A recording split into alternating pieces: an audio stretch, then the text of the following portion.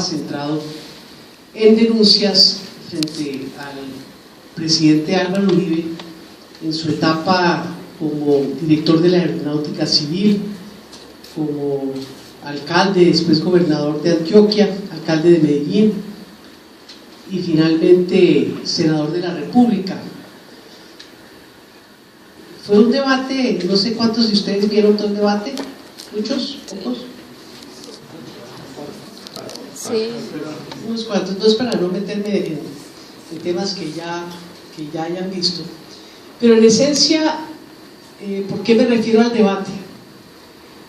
Porque en ese debate, en que hay acusaciones de mucha fuerza de vínculos del expresidente Álvaro Uribe con el paramilitarismo y de la respuesta del presidente Uribe, que en la comisión se hizo en tiempo igual con la exposición que hizo el senador Cepeda, está el meollo de la confrontación que ha vivido el país. Esta en su expresión política en el Senado de la República. Y la confrontación tiene que ver entre un conflicto armado que surge en nuestro país con muchas raíces, pero las FARC propiamente dichas nacen en el país en los años 60 como un movimiento insurgente a partir de autodefensas campesinas que se desarrolla en una guerra irregular y un conflicto que dura tantos años que da tiempo a que la degradación dé lugar a la degradación. Entonces, en la confrontación de unos ciudadanos que toman las armas para levantarse contra la institucionalidad y contra el Estado, surgen del lado de las instituciones no solamente la respuesta legítima de las Fuerzas Armadas de la República, sino al lado de ellas un sector muy importante de las Fuerzas Armadas, de la política y de la sociedad, que sobre texto de estar defendiendo las instituciones asumen una calidad de ejércitos contrainsurgentes que aquí dimos en llamar grupos paramilitares. Entonces se centra mucho la defensa del presidente Uribe hoy en acusar a los sectores vinculados con la izquierda democrática de este país, incluyéndonos a nosotros desde luego por ser Iván Cepeda el senador citante, de ese eslogan que ha sido tan manido de la combinación de las formas de lucha.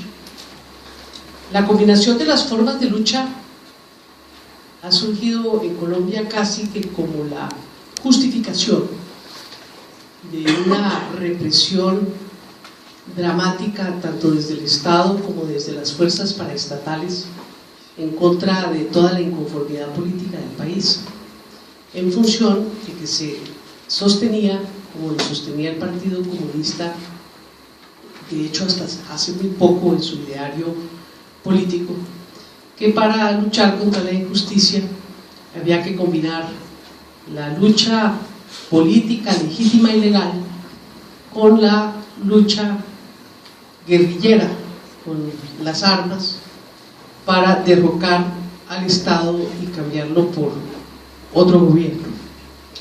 Entonces, ¿qué tenemos nosotros aquí? Una gravísima situación de utilización de la violencia como herramienta para hacer política, que ha justificado desde la óptica de la derecha la represión, el asesinato y hasta el genocidio contra quienes militan en la izquierda. Ustedes ya conocen muy bien el caso de la Unión Patriótica, que es desde luego paradigmático, pero no son los únicos. Durante esa terrible etapa de la vida nacional asesinaron sindicalistas, somos campeones mundiales en asesinatos de sindicalistas, campeones mundiales en asesinatos de dirigentes políticos distintos a los de la izquierda. ¿Se recuerdan ese debate presidencial donde mandaron a 4 candidatos presidenciales? A Luis Carlos Galán, a Jaime Pardo Leal, a Pizarro León Gómez y también a Bernardo Jaramillo.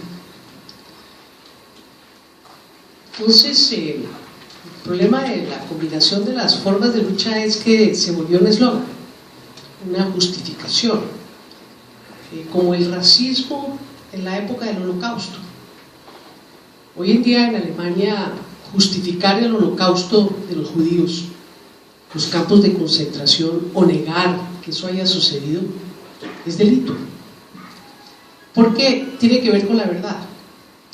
Aquí en Colombia todavía, y a mí me pasa en los debates políticos permanentemente, es que se usa la justificación de que no, es que como los de izquierda combinaban las formas de lucha, por eso fue que lo fueron matando.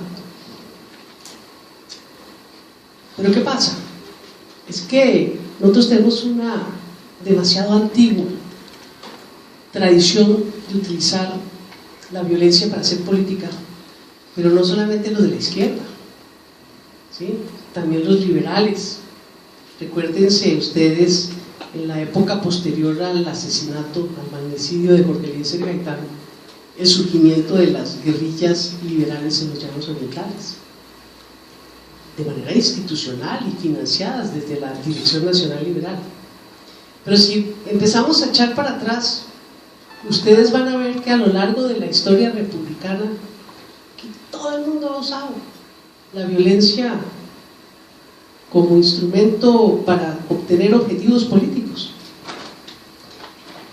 Así es que la combinación de las formas de lucha no es un monopolio de los sectores insurgentes de la izquierda, sino que ha sido desafortunadamente una arma generalizadamente utilizada en la política colombiana y a la cual nosotros nos tenemos que ver abocados a ponerle fin. Un ejemplo de la combinación de las formas de lucha pues son los grupos paramilitares. Los grupos paramilitares, hoy decía Iván Cepeda en el debate y lo relevó el senador Velasco del Partido Liberal, los grupos paramilitares no surgieron espontáneamente por unos granjeros o finqueros que tomaron la decisión de defenderse frente a la arremetida de las guerrillas.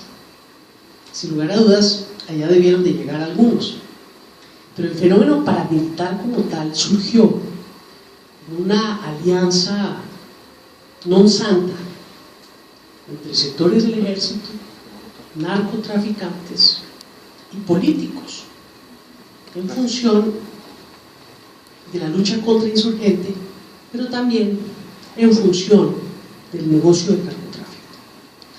Y eso fue parte del debate de hoy. Pienso que es el debate que todavía se le debe al país. ¿Cómo fue esa alianza? Yo me recuerdo cuando fui candidata a la alcaldía de Bogotá en el año 1988, para que vayan haciendo cálculos, de la senectud o de mi segunda juventud, yo no sé cómo se puede llamar.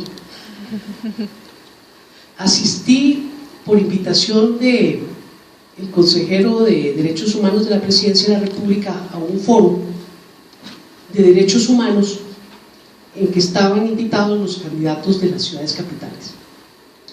Y yo llevé una ponencia que había elaborado con unos mapas que había publicado en el periódico El Tiempo el entonces ministro de gobierno, el doctor César Gaviria. Y en esos mapas aparecían los grupos paramilitares que ya estaban en pleno accionar, haciendo masacres, atentados personales y eliminando uno a uno todos los representantes de la inconformidad política y social del país.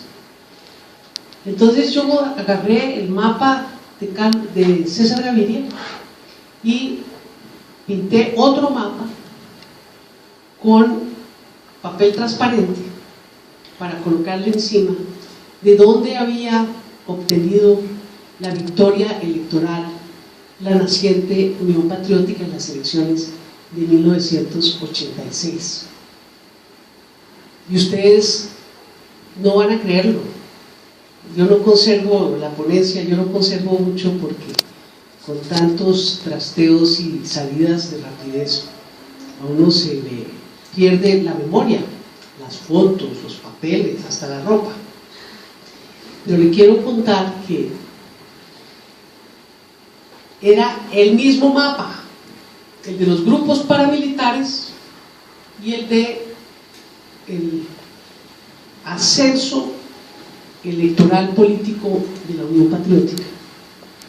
Y se conocen casos como el de la masacre de Segovia, en que llegaron los paramilitares, cruzaron un retén del ejército, cruzaron otro retén de la policía,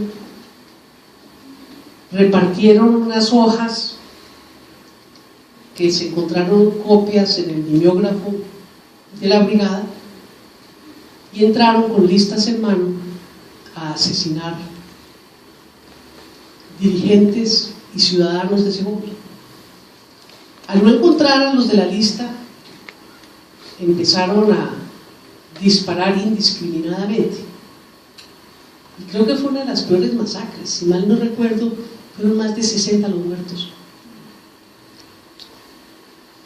Ese fue el momento en que se pasó de asesinar dirigentes a hacer el traspaso a asesinar votantes. La explicación era que por estadística cualquier muerto era bien muerto porque ahí había ganado las elecciones la Unión Patriótica.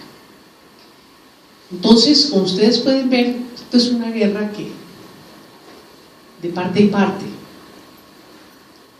no hay explicación, justificación ni razón de los excesos.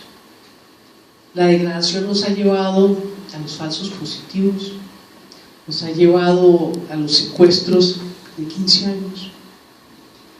Mejor dicho, esta guerra no tiene exceso que no se haya producido. La mula bomba,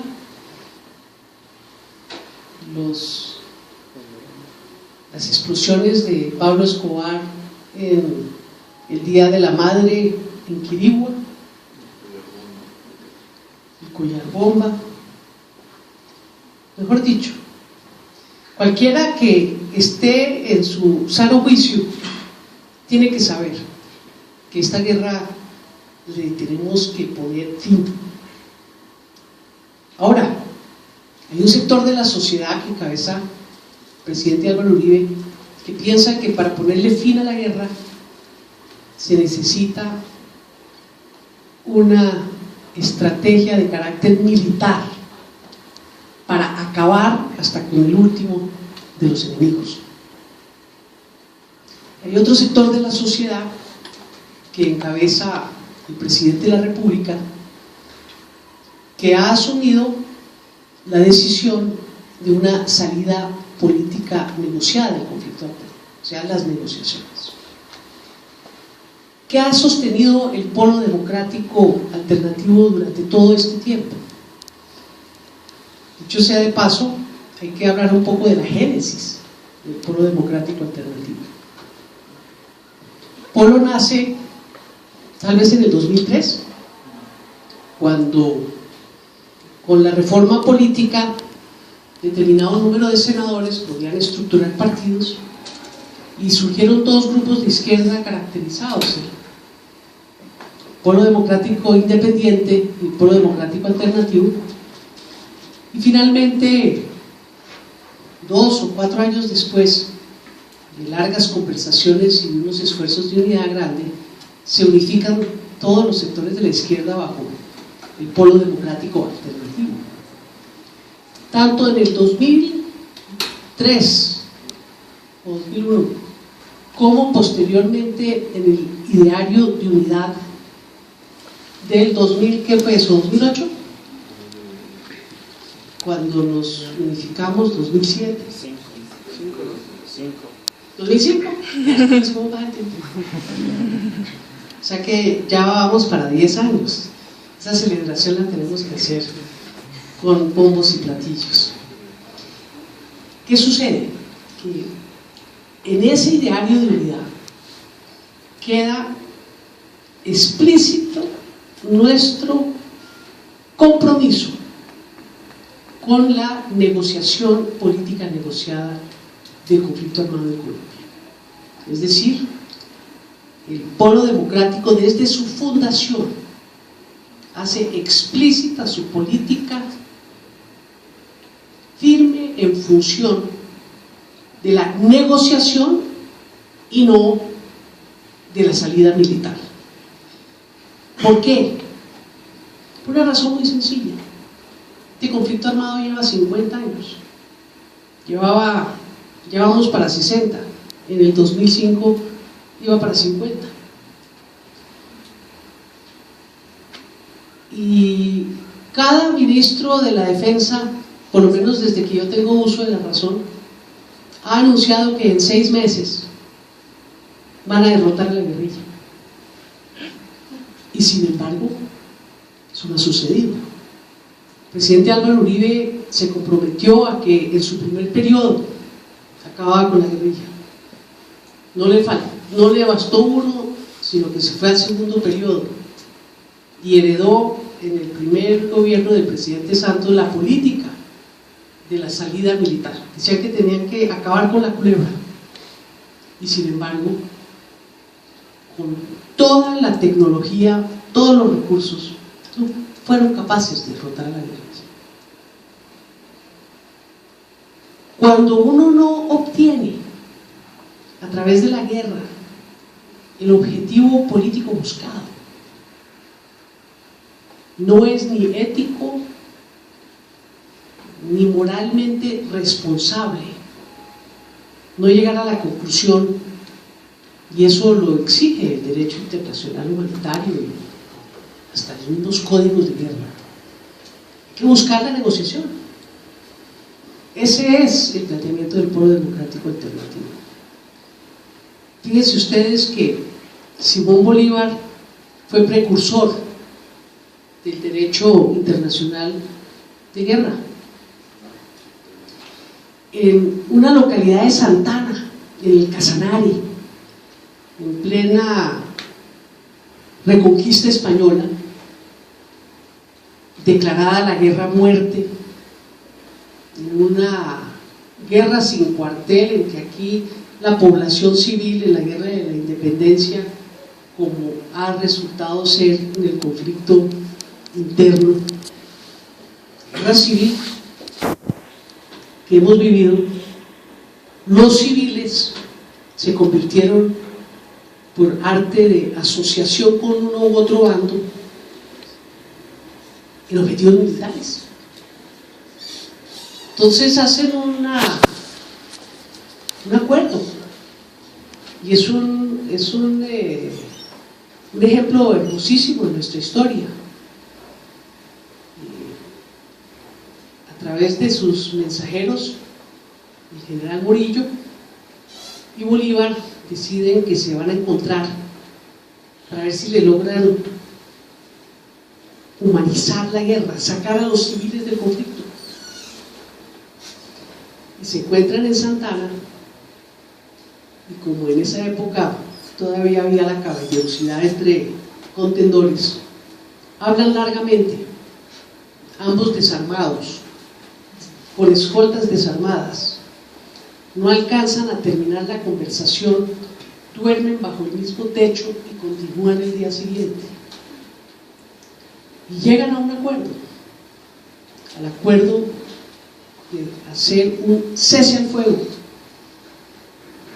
y de generar las condiciones para no seguir políticos castigando a la población civil en esa guerra de reconquista que fue tal vez de lo más sangriento que ha tenido nuestra historia, mucho más sangriento que incluso las épocas recientes con todas sus víctimas.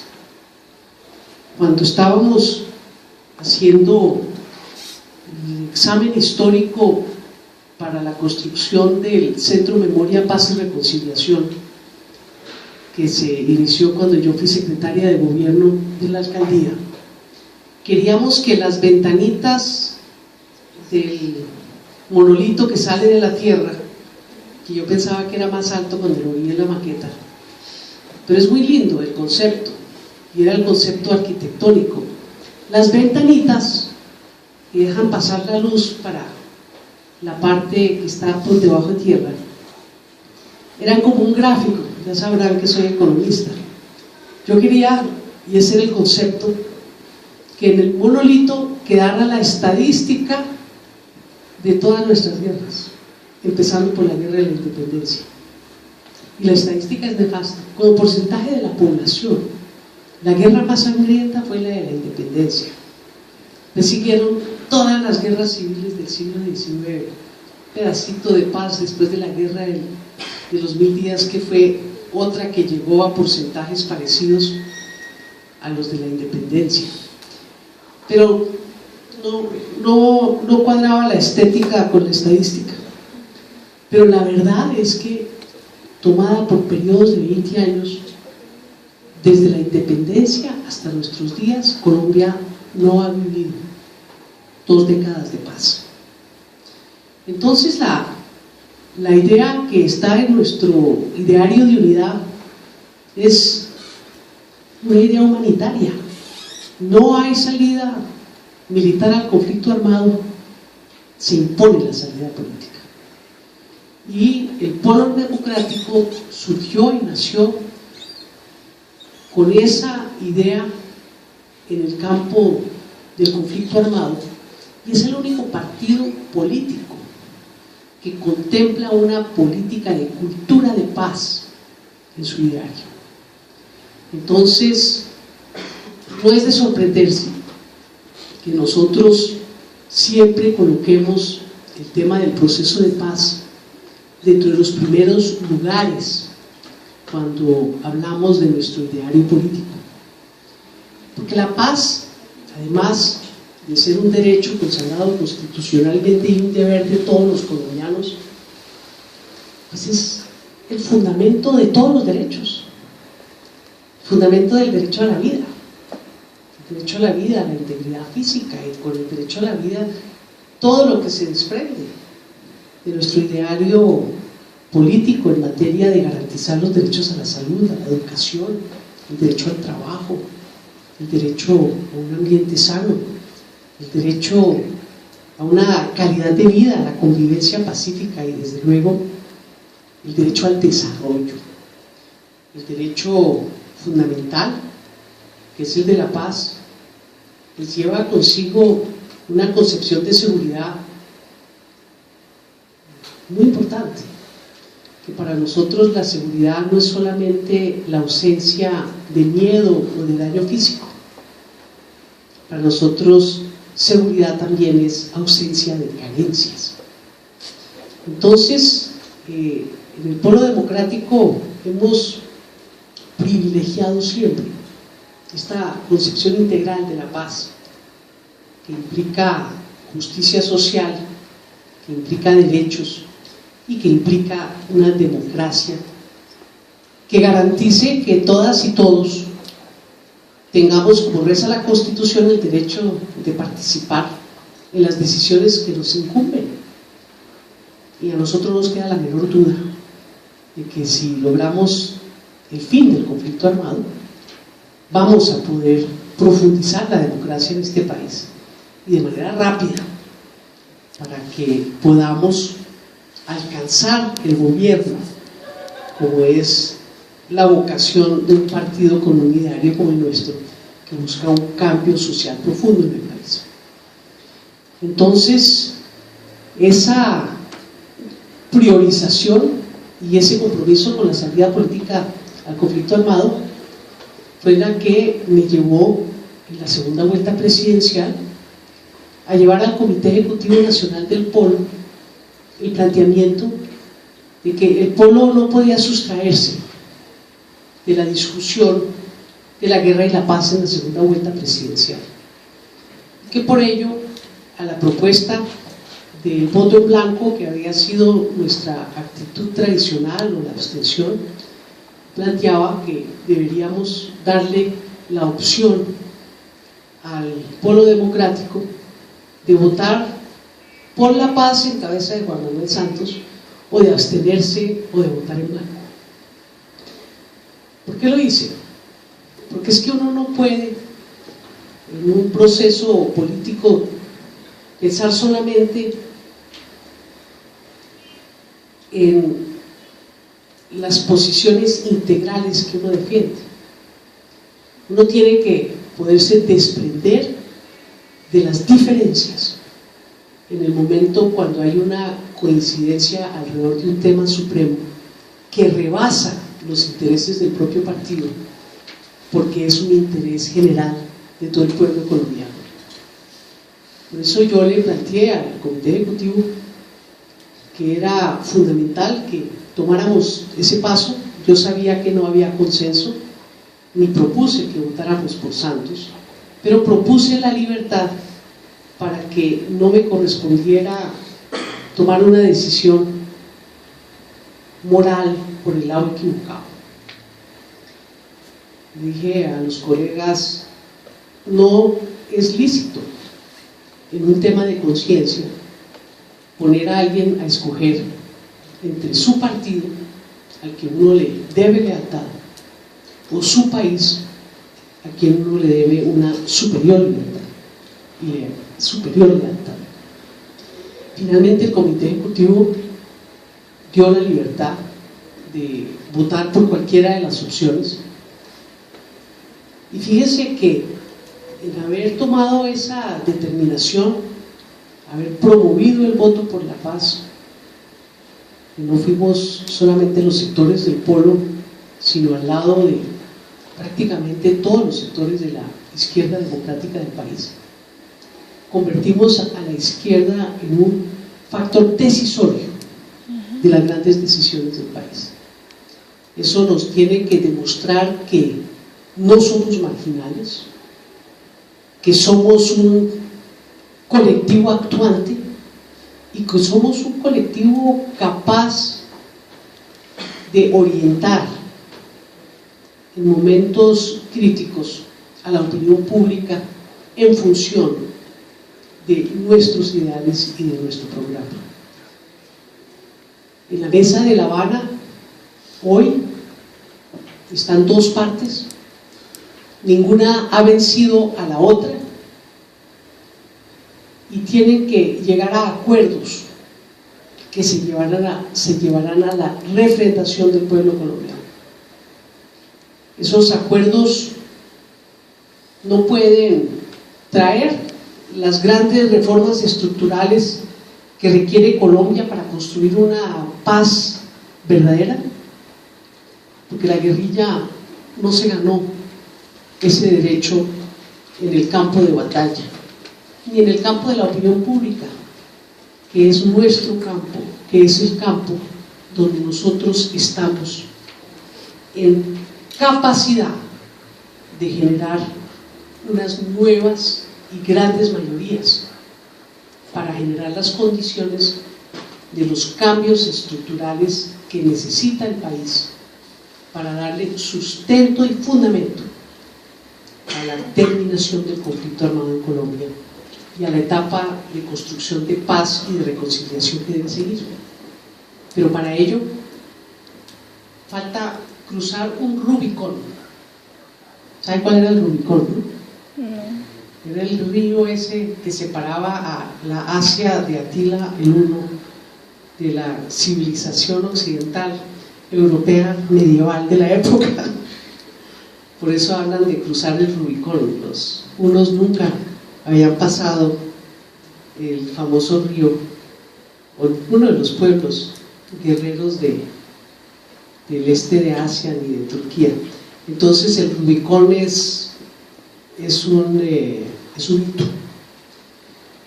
Tenemos que cruzar un Rubicón, y ese es el referendo o la refrendación de los acuerdos a que se llegue a La Habana, si es que se llega a los acuerdos. Creo que en Colombia no estamos plenamente conscientes, los sectores de la izquierda democrática del país, del peligro que tenemos al frente, y que tiene que ver con el debate de esta mañana. Fíjense ustedes, el doctor Oscar Iván Zuluaga ganó las elecciones en 622 municipios del país. Es un número elevado, más de la mitad. ¿Y dónde se tiene que construir la paz? ¿Dónde es que se tiene que llevar la política de reconciliación? Es al territorio. Eso no lo podemos hacer aquí desde las alturas. Entonces, fíjense ustedes que la decisión entre la guerra y la paz es una decisión no resuelta en el pueblo colombiano, porque pongámonos en la siguiente hipótesis: ¿qué pasará en Colombia si se logran los acuerdos de paz y el uribismo, que se opone estructuralmente al proceso de paz tal y cual está concebido, decide no acatarlo y tiene elegidos 300, 400, 500 alcaldes? Quiero que lo meditemos. Quiero que meditemos qué hubiese pasado si hubiese ganado Oscar Iván Zuluaga las elecciones. ¿En qué condiciones estaría hoy el país? ¿Cuáles serían las grandes decisiones que estaría discutiendo el Congreso de la República? No estaría discutiendo ese proyecto light que presentó el presidente Santos a consideración del Congreso para el equilibrio de los poderes con la eliminación de la reelección. Me temo que estaríamos discutiendo la convocatoria de una asamblea constituyente para reemplazar el Estado social de derecho por un Estado comunitario bastante autoritario. Entonces, estamos en una etapa crucial de la vida política, y eso exige el mayor compromiso del mayor número de ciudadanos. Yo siempre he querido sustraerme de estas polarizaciones extremas, porque me parece que trituran al ciudadano del común, a la persona de a pie, porque ahí lo que hay es una guerra ideológica, y me parece que lo que necesita Colombia es conquistar mayores niveles de democracia y de igualdad, y eso nunca se va a hacer bajo una guerra. Esa es la razón de ser de la guerra. Bajo la guerra que hemos vivido en los últimos 50 años se ha logrado colocar a Colombia como uno de los países más desiguales sobre la tierra, y eso no es ninguna coincidencia, y no es una consecuencia colateral, como dicen los estudiosos de la estrategia militar. No es una consecuencia no deseada, no, es el objetivo central de la guerra: seguir con un proceso de exacción, de concentración, que tiene hoy a Colombia, fíjense bien, con el 1% de la población devengando el 20% de la renta nacional. Solamente nos gana Haití, en Haití, ni hablar del peluquín, pero es que Colombia no es Haití. Y todos los días nosotros estamos preguntando, bueno, ¿y esa estadística qué importa? Mire, ¿qué importa? Con semejante concentración de poder económico se logra concentración de poder político, y ese poder político es el que legisla directa e indirectamente sobre quién paga qué impuestos, quién tiene las exoneraciones, cuáles son las grandes bondades que le entrega el Estado a sectores económicos a través de decretos y leyes, las privatizaciones, en fin. Aquí no hay una sola fortuna desde que nacimos a la vida republicana que no tenga su origen en una concesión o un privilegio del Estado. Por eso es que hoy tenemos que ser muy analíticos y entender que nadie puede marginarse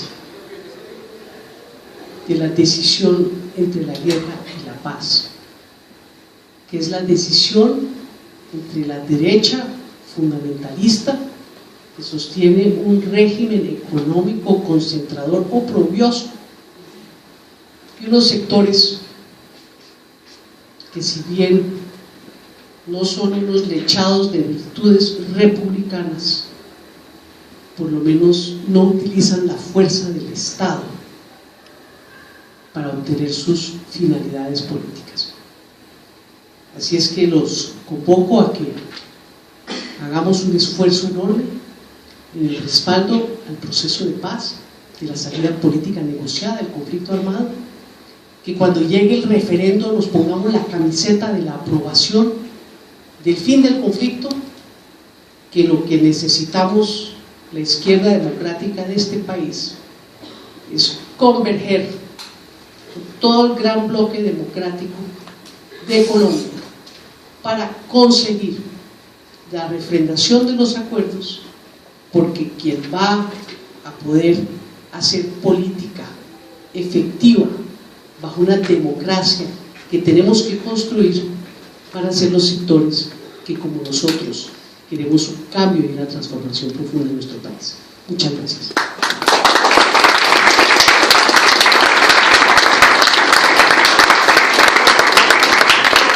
Agregar y buenas tardes a quienes me han saludado. Una reflexión muy corta, y es: pensemos, y el resultado de ese pensamiento transmitámoslo a las y los demás. Si alguno de nuestros familiares, conocidos o amigos sabe lo que es vivir en un país en paz, y si queremos, para quienes procreen o adopten hijos el día de mañana, entregarles un país igual o con otro proceso social, político y económico distinto. La paz de Santos no es la paz de las izquierdas, no es la paz nuestra, por supuesto, pero el que se acalle cualquier fusil y se genere cualquier proceso de paz sí es de nuestro interés, y le permite al polo o a cualquier grupo alternativo construirse una verdadera opción de gobierno para, ahí sí, proponerle al país la paz que nosotros queremos construir. Pero mientras esas condiciones no se hayan generado, pues es una utopía muy bonita, pero casi irrealizable, la del poder, para quienes queremos transformar esta sociedad. Esa reflexión me parece. Muchas gracias.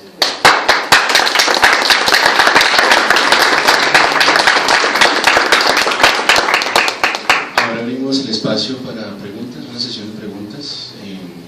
¿Algún comentarios?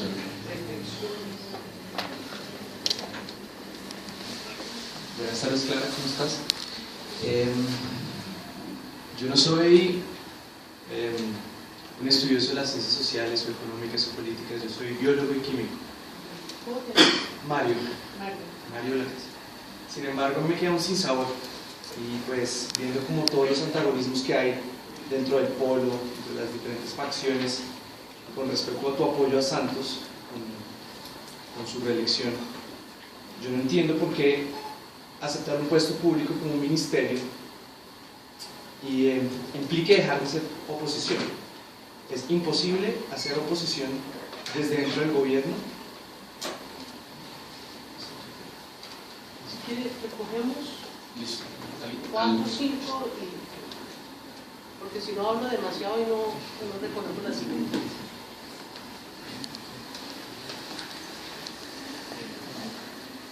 Buenas tardes. Mi nombre es Oscar Balmena y Clara le quería preguntar, porque hoy cuando venía para la universidad venía escuchando la W, escuchaba a Julio Sánchez Cristo y hablaba mucho de congestión que tiene en estos momentos la justicia.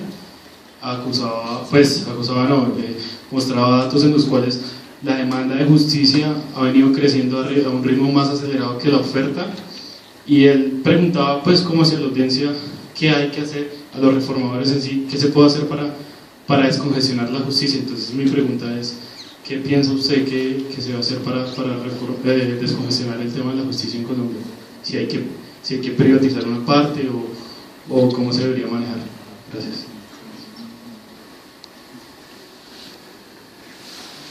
Hola, buenas tardes.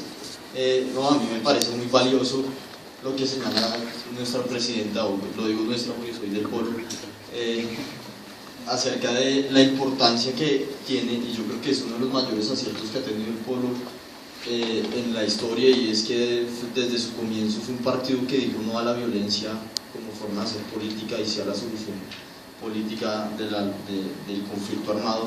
Y yo creo que eso es uno de los mayores valores en el marco de lo que explicaba Clara, que es un partido donde muchos sectores han utilizado la violencia como forma de hacer política, ¿cierto? Entonces eso me parece un valor supremamente importante. Y lo otro que me parece un valor supremamente importante de este partido es haberse constituido ante la calidad de los anteriores gobiernos como un partido de oposición, en tanto se solucione o no el tema del conflicto armado, seguirá siendo un partido que dé luces al país acerca de la importancia que es resolver los otros conflictos estructurales que tiene esta sociedad colombiana, como se ha venido haciendo, y como en campaña pues todos pudimos haber visto a Clara López haciendo una magnífica descripción de lo que le sucede al país, de lo que le sucede a la gente. En ese sentido pues quería rescatar esos dos elementos de este, que a mi juicio es un partido que ha sido muy juicioso en respaldar esas dos ideas, y pues me gustaría que la gente que no fuera del partido también lo reconociera. Y finalmente también decir que me parece muy importante que este partido, más que converger, coincida con otros sectores en el tema de la paz, ¿cierto? Pues nosotros por supuesto estamos muy alejados de otros sectores políticos en el escenario nacional. De hecho estamos alejados casi que de la mayoría, en tanto su propuesta de gobierno no resuelve esos temas estructurales que también se mencionaba de 200 años atrás, pero sí es muy importante entender que es una coincidencia más que una convergencia, pues ellos muchas veces han utilizado otras formas para intentar resolver el conflicto, incluso han sido parte de los gobiernos que han utilizado la guerra como mecanismo para solucionar el conflicto. Eso era, y pues muchas gracias por este grandioso evento. Hola, me llamo Juan Sebastián y también hago parte del pueblo joven aquí en la universidad. Quiero manifestarles gracias a Clara por haber venido, así que es un espacio propicio para hablar con la presidenta. Mi inquietud es cómo es el ejercicio hipotético. Pues yo estudio ciencias sociales y pues o sea, primero es muy difícil pues hablar a partir de hipótesis, pues como investigador uno pues sí, puede ser un buen ejercicio, pero podemos caer como en cierta especulación, pero me pareció como chévere intentarlo. Pero en el marco de la paz, que yo lo veo más como tenemos que convencer que esto al fin y al cabo sea una política de Estado y no de gobierno. Me preocupaba mucho como el ejercicio hipotético que tú decías de cómo estaría el país con Oscar Iván Zuluaga, y es la idea de no desconocer los colombianos que ellos representan, que no mal son un número significativo. Entonces yo digo, como si hacemos el ejercicio hipotético, que cómo logramos convencer o que la paz pues logramos involucrar a ese número significativo. El ejercicio hipotético es, si hubiera llegado Oscar Iván Zuluaga, ¿seguiríamos en un proceso de paz? No lo sé, pero entonces es como posiblemente yo creo que el ejercicio debe ser no tanto como cuestionar per se si ellos no están en contra del proceso, sino cómo vamos a hacer para convertir la paz en una política de Estado y lograr convencer a todos. Y lo otro, me gustaría saber cómo nosotros como pueblo democrático siempre hemos abogado por la salida del conflicto de forma política. Podemos ser críticos respecto al gobierno, porque digamos uno ve la voluntad, al parecer existe, pero las manifestaciones, digamos, de sus ministros, que tú dices que no son guerreristas, uno ve como el ministro de Defensa tenía un proyecto de ley que atacaba la protesta social, específicamente nos atacaba a nosotros, que utilizamos la movilización social para manifestar todas las injusticias. En temas de economía, como el actual presidente sigue como utilizando la política de la privatización para construir sus carreteras y todo, pero pues hay muchos conflictos que yo veo que nos atañen a nosotros, pues que queremos ser los líderes y reivindicar lo público, ese espíritu republicano que tú dices. Entonces yo quiero ver cuáles son las críticas y cómo podemos entrar a cuestionar y si bien estamos con la paz, pues qué cuestionamientos tenemos al actual presidente. ¿Algo más?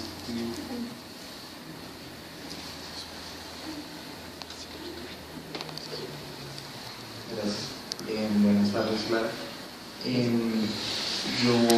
Yo no soy del Polo, yo voté por Santos en ambas vueltas, pero yo creo que en relación con la pregunta anterior, mi pregunta era justo lo opuesto, y era: ¿hubo alguna posibilidad o se discutió luego del apoyo en la segunda vuelta de algún acercamiento con el gobierno más allá de la paz? Entonces, como el Polo consideró, o algunos, si se podría a partir de ese apoyo lograr que algunas políticas, algunas ideas del Polo fueran implementadas por este gobierno de alguna forma, reconociendo claramente que son ideologías distintas, pero pues eso se consideró en algún momento y hubo acercamiento. Entonces, más allá de si ministerio o no ministerio, no tanto los puestos sino las ideas, si hubo alguna discusión a ese respecto.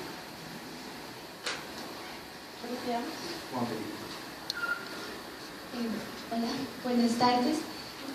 Yo quería preguntarles qué reformas políticas, particularmente, específicamente, proponen ustedes para solventar o acabar el conflicto armado.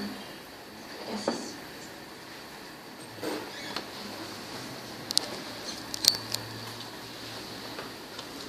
Buenas tardes. Soy David Pico y considero que uno de los problemas más importantes que tiene Colombia es el problema de la tierra. El espíritu de las negociaciones lo representa, y es teniendo en cuenta la configuración política del escenario colombiano ahora, que es como una gran mayoría del centro democrático, un partido conservador indeciso.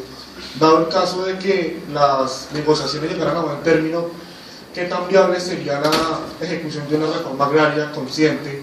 Y si usted ve la viabilidad, ¿cómo se implementaría?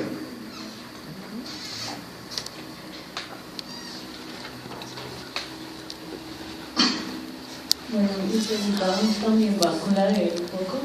Voy a citar a Alfonso López Pumarejo, que decía que Colombia para los colombianos. Mi pregunta es: ¿qué lugar se le debe dar en el diálogo de paz a los conflictos mineros y petroleros, siendo estos conflictos protagonistas y generadores de violencia en el país, y reconociendo que hay una manipulación por parte del Estado en el uso y el abuso de los recursos naturales, y esto afecta a la estabilidad del país?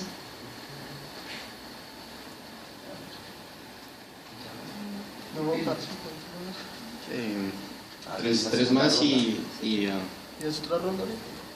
hagamos las preguntas para... Sí. Bueno, buenas tardes.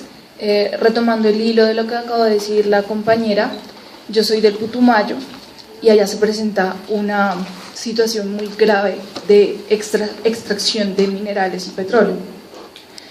Esta situación ha llevado a que en el departamento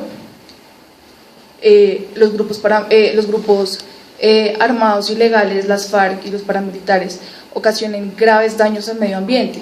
Entonces han habido muchos derrames de petróleo, contaminación de los ríos, daños irreversibles que según datos y estudios que no va a poder ser reversible dentro de 25 años.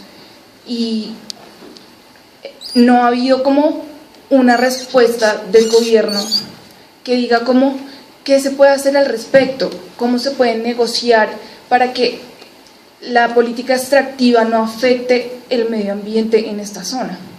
¿Qué está pasando? En el 2011 el Putumayo pasó de ser de un departamento amazónico a un distrito minero, lo que ha causado que se haya expandido la explotación indiscriminadamente. Esto ha causado desplazo de las poblaciones indígenas y afro, contaminación del medio ambiente, violencia de los grupos armados y en estos, daño de las vías y la infraestructura del departamento, y además las regalías que se supone que deberían entrar al departamento por las ganancias que supone el petróleo no son invertidas. Los gobiernos regionales no proponen proyectos de mejoras de infraestructura de inversión. Lo mismo pasa con la infraestructura para lo que va alrededor del sector agrario y las fumigaciones. Entonces yo quería saber cómo que en este proceso de paz también hay otro punto muy grave en el departamento, y es que en el Putumayo se encuentran los sectores, uno de los sectores más radicales que no desean negociar. Entonces son grupos que incluso se han separado de las FARC y dicen no estar con ellos en las negociaciones. Entonces también quería saber qué se puede hacer al respecto, qué va a pasar con estos grupos que ni siquiera están de acuerdo con los líderes que están negociando en La Habana, y qué medidas se puede tomar para volver a reconsiderar al Putumayo como un distrito ambiental amazónico. Gracias.